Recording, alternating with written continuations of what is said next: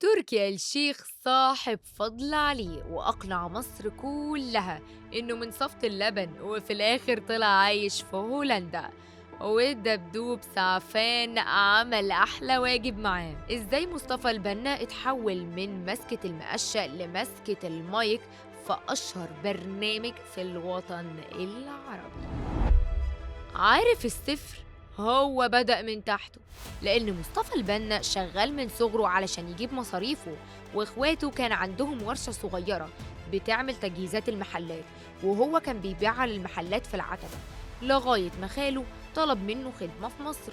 مصطفى عمل معاه الواجب وخلصها. خاله بقى حب يردله الجميل ويساعده بقرشين، بس مصطفى قال لأ، فلوس إيه؟ أنا عاوز أسافر، شوف لي أي طريقة وسفرني هولندا. ومن هنا لهنا خاله جاب له فرصة دراسة في جامعة بهولندا، خصوصا إنه في مصر كان بيدرس نظم معلومات. المهم جات الفيزا دفع 2000 يورو، بس مصطفى من غلبه كان فاكر إن المبلغ ده بتاع مصاريف الدراسة، لغاية ما وصل أراضي هولندا واتصدم إن اللي مطلوب منه كل أول سنة 10,000 يورو. وهنا بقى شاف البهدلة اللي على حق. اشتغل كل حاجة ممكن تتخيلها، خصوصا في المطاعم، يكنس، يغسل صحون، يقف على الشواية.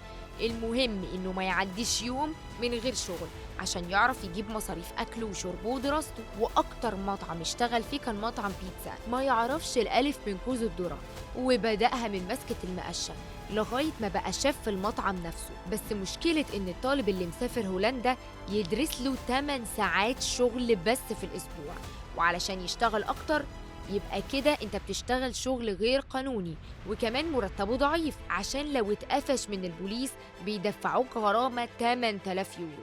وفعلا مرة البوليس طب على المطعم فخد ديله في سنانه وخلع علشان يستخبى في أقرب بنزينة، ولما اطمن إن البوليس مشي رجع يكمل شغله عادي. وهنا بقى قرر إنه يركز في الشغل وساب الدراسة من سنة تالتة، لأن المصاريف كانت كتيرة جدا عليه، عشان كمان ما يحصلوش أزمة أكبر ويتحبس 6 شهور يصرف فيهم كل اللي حوشه. ده حتى بعد سنين الشقة والغربة نزل من هولندا ومعاه في جيبه 5 يورو بس في نفس الوقت بقى دي كانت بداية الشهرة. مصطفى كان قاعد متذبذب كده على الكنبة مش عارف يتحرك.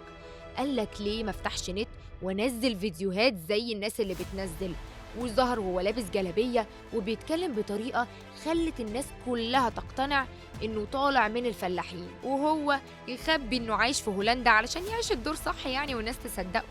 فيديوهاته بقى بدأت تتشاف، حتى لما نزل مصر كمل ومشاهدته كترت واشتغل في كام إعلان على إنترنت، ورجع هولندا وكان معاه 5000 دولار.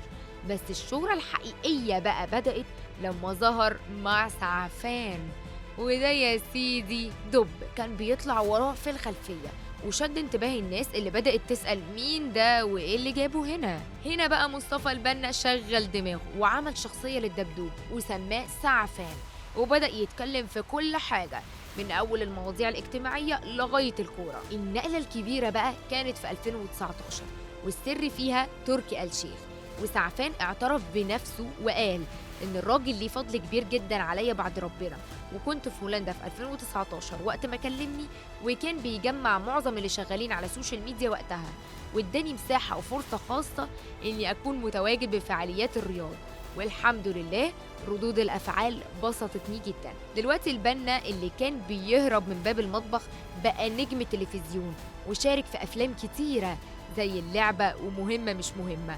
واللي ما تعرفوش إن حلم مصطفى كان التمثيل، ده حتى كان بيمثل في المسرح من عمر 9 سنين، ده غير برنامج مع سعفان اللي محقق شهرة في الوطن العربي كله. هل بقى انت متابعه ولا لأ؟